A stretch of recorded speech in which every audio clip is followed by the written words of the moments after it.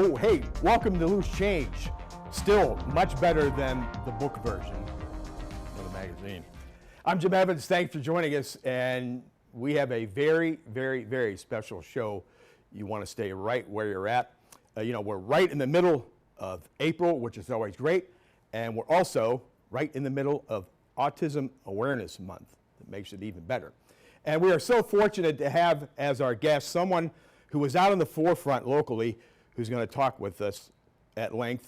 And we're going to do that right after we do this. Stick around. Amy Shope joins us next here on Loose Change. Take a look. Supercharge your internet. Only Zoom Extreme from Armstrong combines unlimited data with whole home Wi-Fi at the fastest speeds possible. Zoom Extreme from Armstrong. Welcome back. I'm Jim Evans, and as I mentioned, we have the great pleasure to be joined by co-founder of Dylan's House, Amy Shope. And Amy, thanks so much for taking the time to be with us. And boy, so much to talk about. You're doing such great things. But what we like to have our guests do off the top, for those who don't know you, give us a little background information about where you're from, where you went to school, and how maybe your career path took shape in your family. Thank you. Well, first of all, thanks for having me. Our pleasure, yep. So, local girl. I grew up in Greenford, went to South Range. My whole great. family's from there. And I've lived in Canfield since I got married. Went to Kent State, graduated from there. And I've been a financial advisor my whole career. So I now have my own business. And my husband and I have been married 26 years. We have 2 kids. And our son Dylan, who's 22, has autism. We have a 19-year-old daughter who's a freshman in college. And when she left for college, we thought, what are we going to do as empty nesters? So one night, like over a cocktail, I'm like, we should open a nonprofit. We should start a nonprofit. Great idea. There you go. We're going to get into that as we move forward here. But first off, if you would, talk about, what it was like for you and your family to, have an autistic child. Yeah. So, I mean, obviously it's nothing that you ever plan for. Sure. And sometimes when I look back, I've been writing some blogs, and it's almost unbelievable when you look back at the things, that transpired. So Dylan was an amazing child, but he was a challenging child. So obviously autism is a spectrum, and he was pretty intense. So he was what they would call a runner. And he would just, if you opened the door, he would be gone. And if you turned your head for a minute, he was literally in a neighbor's house without even, he just didn't understand safety. Yeah. So we lived in a wonderful neighborhood in Canfield, and luckily we had great neighbors, but we had our doors locked from the inside just for safety reasons to keep him in, and windows kind of, sometimes I've heard that at the time people didn't understand and the neighbors talked about us, but just to keep him safe, we had the windows nailed shut, we had the doors locked, and so it was especially hard, raising another child in that environment, keeping him safe, trying to stay married. So. A lot of challenges, Right. to say the least. What resources were available for you when this started to evolve, and has that changed since then? If you can speak to that. Right. So I think that in Youngstown, especially, Dylan's 22. So when this first came to light, he was about 2, and he wasn't speaking. And that's kind of what the pediatrician noticed. And there really was not a lot of options in the area. Okay. There was a psychologist we went to who's not even in practice. And, he was not a very kind person, pretty cold. And so we just kind of chose to see how Dylan would evolve, maybe get him in some speech therapy. And really, to get anything done, you had to go to Akron or Cleveland. And I didn't really know what to do. Dylan would get kicked out of preschools, daycares. Everyone would say they could handle him, and I would be very upfront. And then, they'd call a week later because they couldn't keep him in the building. And really, even when he was in first grade, he got kicked out of the public school. And so it was constant fighting for, information. I think that now we live in a completely different world. But then it was really challenging. You kind of had to figure it out or really screw something up to figure out what to do and next steps. Were you able to possibly make connections with other families in similar situations at that time and through throughout the years to follow? Yeah, one of the best things that ever happened was a neighbor told me about a preschool program through the school that I didn't even know. You know, you just assume your child doesn't start with the school until they're in kindergarten. But technically at the age of 3, they can, through the school district, go to a special needs preschool program. Okay. So I did meet some parents there, which really helped. And I always felt like moms had the best information because they'd been through it. Sure. So you kind of just scratch your way through day to day, figuring it out. And eventually we were able to get Dylan placed in a very, an autism school that was in Streetsboro that was very behavioral based. So that's where he went up until February of this year when he turned 22. Oh, wow. When and how did it come to the point you made the decision for him to move forward to independent living? So if you talk about that. Yeah, definitely. So that was really probably the hardest thing I've ever done, really. Imagine, yeah. Because for so many reasons, and mainly, you know, Dylan was my 24/7. I mean, Yeah. I've always worked and had a full-time job, but you know, he didn't sleep. He really didn't sleep. Sometimes I wonder, like, I say it's his fault that I have all these, you know, wrinkles, and we have to have someone to blame. Wow. And you got to blame your kid. I know, right? The light looks pretty good. So he didn't sleep, and I mean, even if he would, you know, sleep until 4 a.m., I would be happy. Oh, wow. And he was just, you know, he would turn on like the gas burners on the stove. He thought that was entertaining. And I mean, he just did a lot of things that were really challenging, you know, kicking holes in the wall, things that people don't like to talk about, but I really think they should be talked about. Yeah. Because autism is right, it's a spectrum. And so some individuals are very high functioning, they still have their struggles. But there are individuals out there that their families are literally barely surviving because they're aggressive, they're, you know, flipping tables over and they're escaping. So I do distinctly remember, like, one day my husband, you know, and I mean, we have a great marriage. We've been together since we were 21. But when Dylan was like 15 or 16, he just said one night, like, you know, you come home from work and there's no downtime. You can't sit down and eat dinner and watch TV and talk to your wife. It's like living in a war zone. And he just said one day, like, I just don't think I can keep doing this. And, you know, women, I'm like, well, what does that mean? So, because I'm not going anywhere, Dylan's not going anywhere, but it was very eye-opening about the way we were living. Okay. So we started having discussions with Jimmy Sutman, who's the most amazing man. Yes. And they were providing, through a waiver program, they were providing staffing in our home, like limited amount of hours because he lived in our home. But we started talking about what would be involved if he were to move into independent living. And I mean, the conversation made me sick to my stomach every time we talked about it. I mean, it would be my husband and Jimmy trying to have these intelligent conversations and me like crying. Like, well, where's he going to live? That's an And how- emotional thing. Yeah, So- it was very emotional, and Dylan did not understand. Right. So, I mean, it's very sad the day he moved out. We tried to prepare him, his school prepared him. So they would do what's called a social story, which is mostly pictures, because that's how he learns. And there would be pictures of our house, which was Mom and Dad's house, and there were pictures of where he was moving, and it was Dylan's house. This is Mom and Dad's house, this is Dylan's house, to make the distinction. I will go to Mom and Dad's to visit, but I will sleep at Dylan's, and all of his things that he liked were in this book. And then slowly we started taking like his beanbag, his puzzles, and they would take him there to visit. But he literally went to school one Friday morning from my house, and he didn't come home to our house. He went there.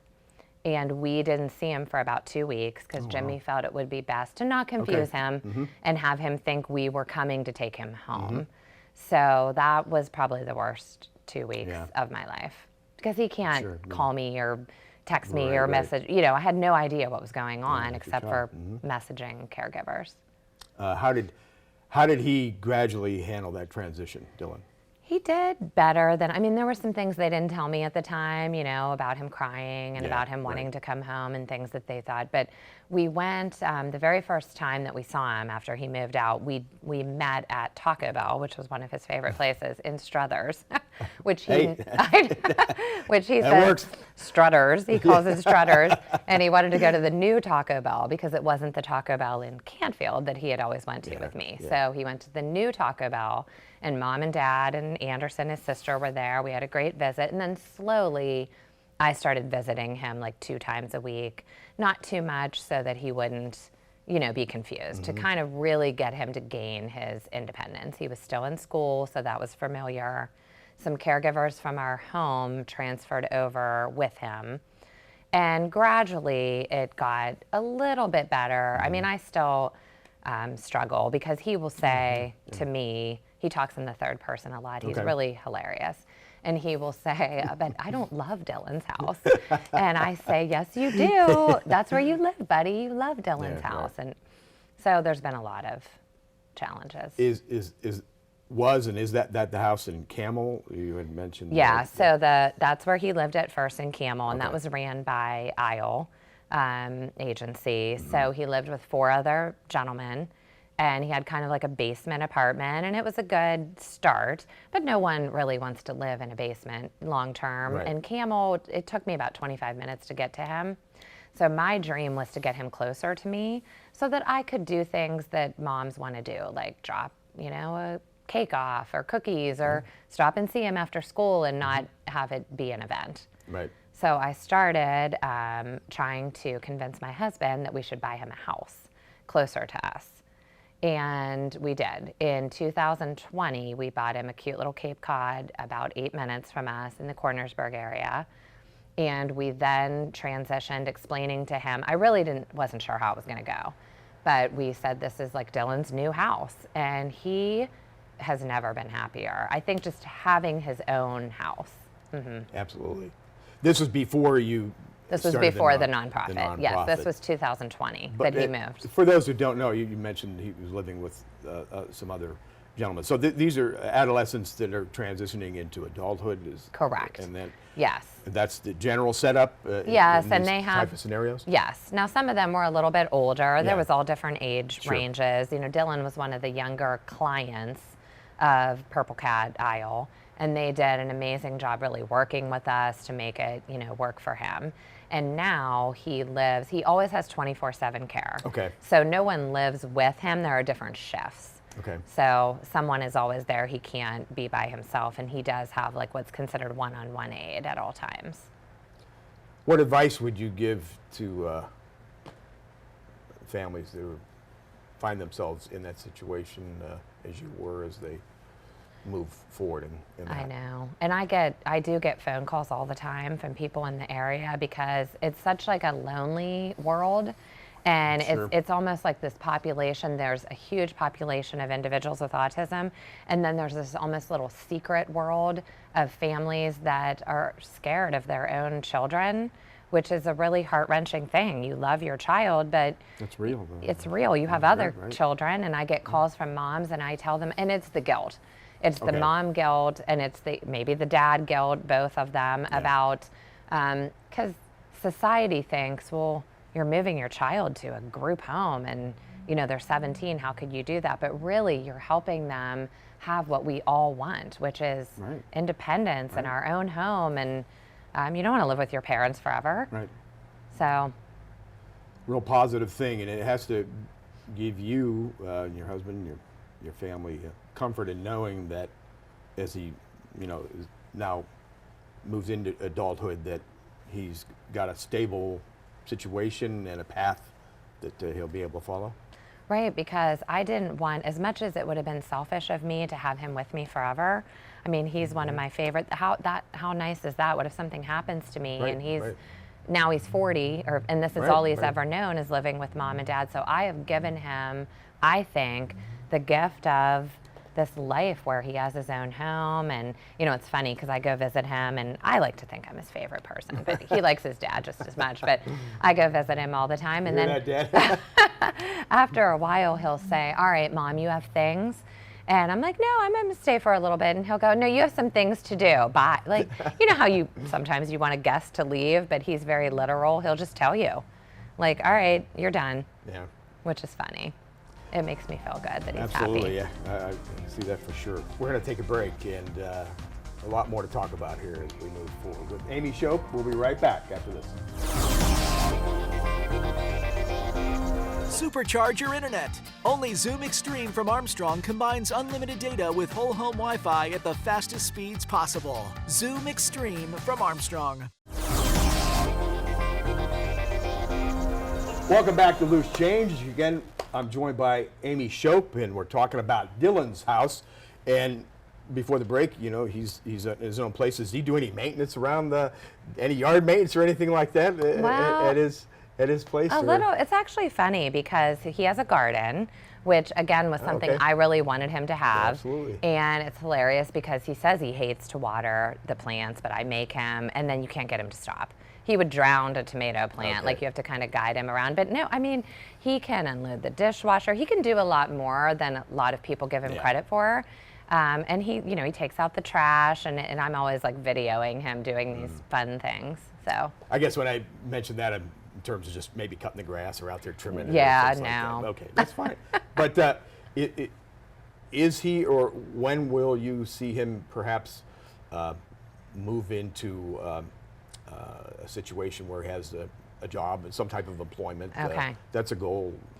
Well, I so would he think, goes to Purple Cat Day program. Yeah. So he will probably not ever qualify for actual employment. Okay. He doesn't really have the attention span, Right. but they have done wonders with him. He just started there in mid-February, and he has a lot of chores that he does. Okay, that's And they're really working towards him having a lot of these daily life skills and things, you know, that will fill his days. Yeah. So I do see him volunteering places.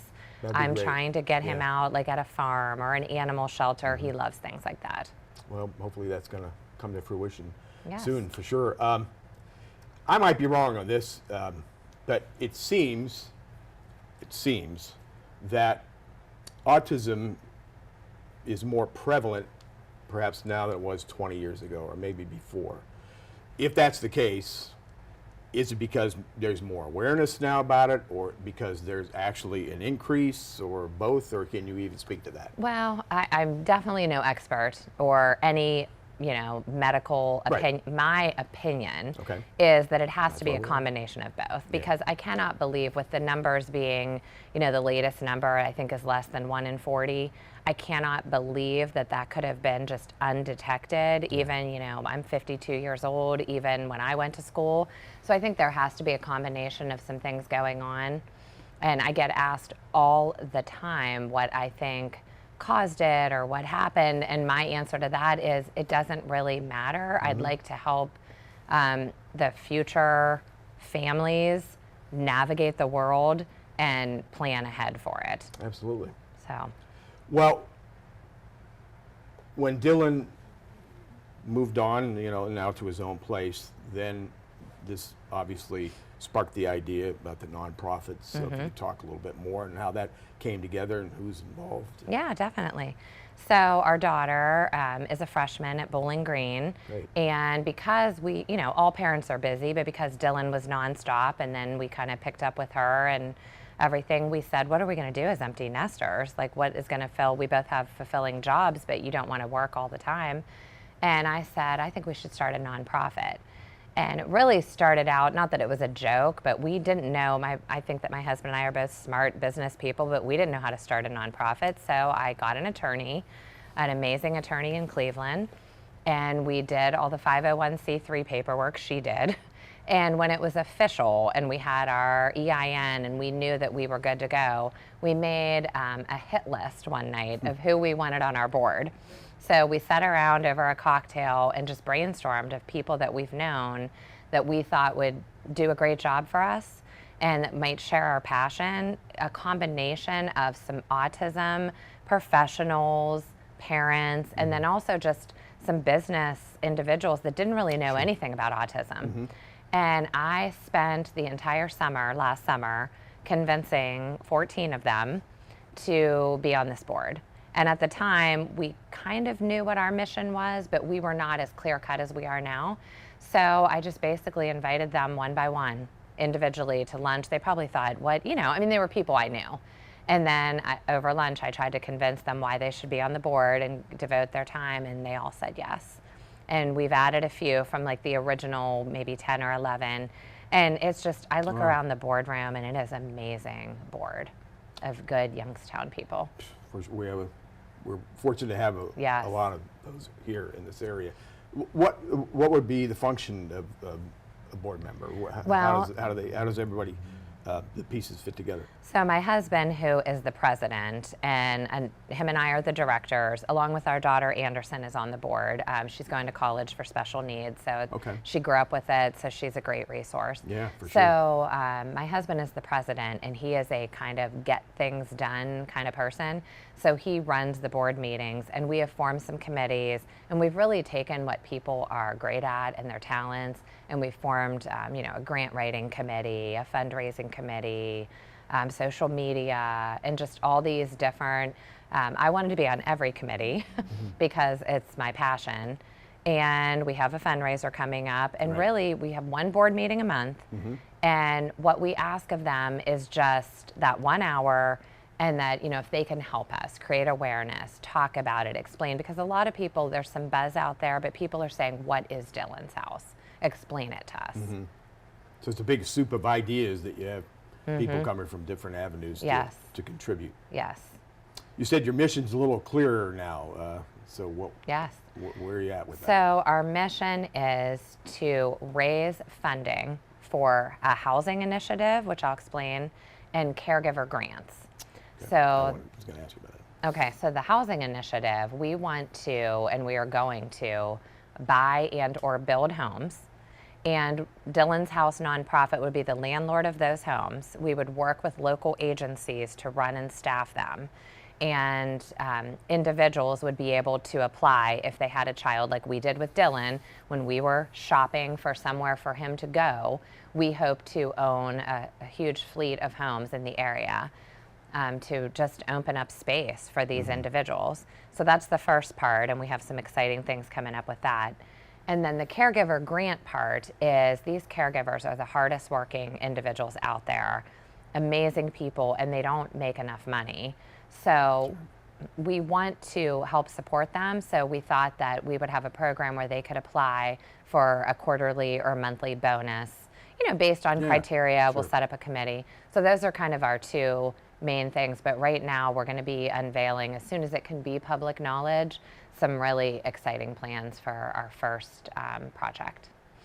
In terms of the homes, the houses themselves, is the idea to maybe find various locations so it's not just a central thing, and offer, that advantage for families that are in different parts of the area? Correct. We at this time do not have plans for like a community where it's all in one area, Right. a bunch of homes. I believe that our individuals with autism really need to be sprinkled throughout our society, like all of us. They're amazing individuals, and Dylan's neighbors love him. He just lives right in the middle of a quote unquote normal neighborhood, and they love him.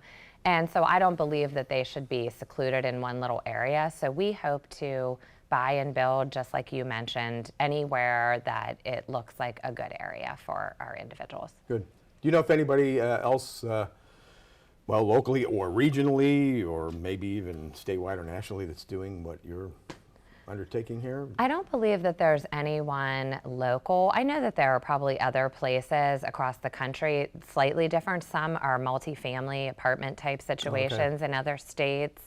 I know there's been a lot of talk in the area, and a lot of like brilliant, wealthy individuals that have had some plans for maybe some communities that would be a little more like all inclusive. And I feel like there's no competition with any of that, because there's so much work to be done and so much help needed, that Dylan's House wants to, partner and be friendly with every other organization out there and just kind of all help each other, because the end goal is to make life better for individuals and families that are struggling with this. How has your idea started in 2022, correct? Correct. And then, of course, we've had COVID to deal with, but we're coming out of the back end of that, I guess. But how has response locally been, just from whoever might want to be involved and participate? I think, again, born and raised in this valley, I think that every day we're blessed with the people that live here.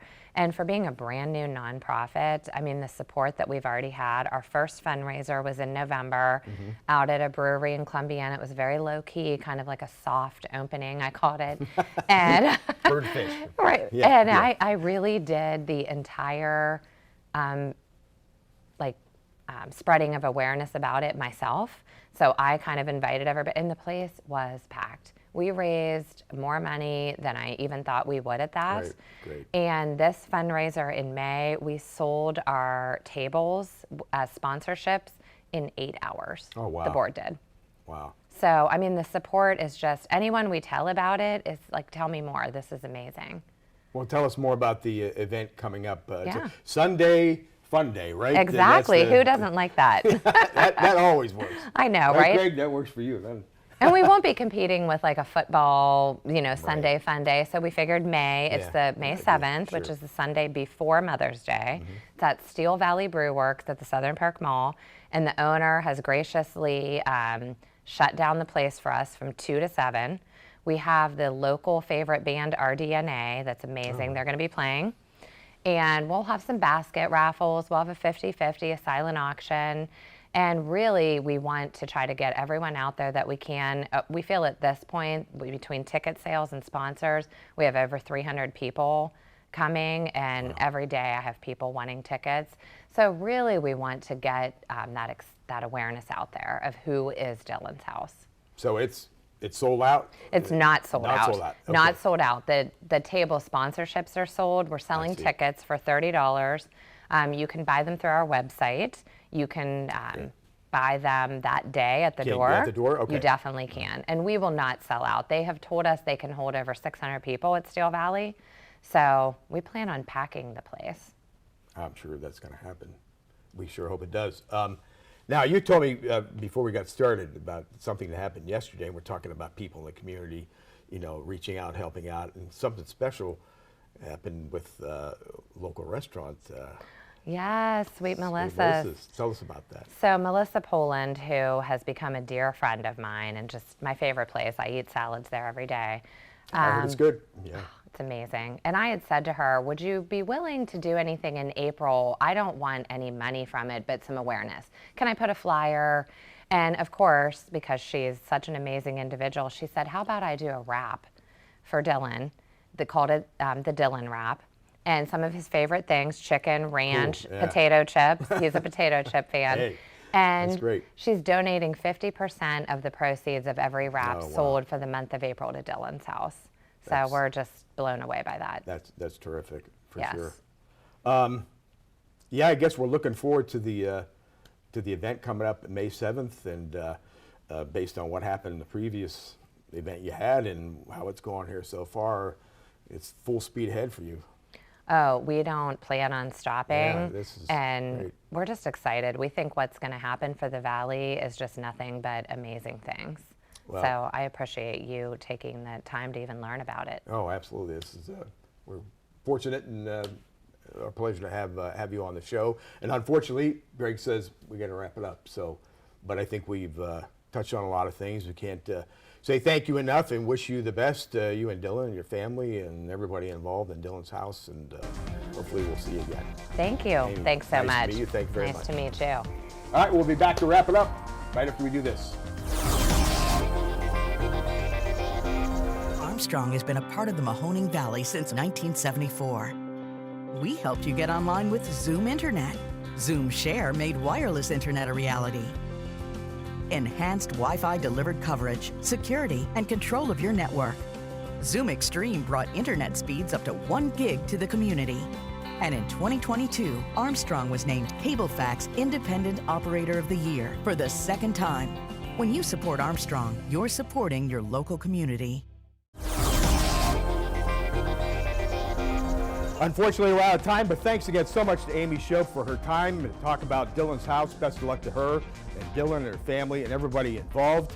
And again, don't forget the big Sunday Fun Day fundraiser, May 7th at the Steel Valley Brew Works 2 to 7. It's going to be a great, great time, certainly for a great, great cause. Thanks as always to Greg Roten and to all of you for watching. Again, I'm Jim Evans. We'll see you next time here on Loose Change.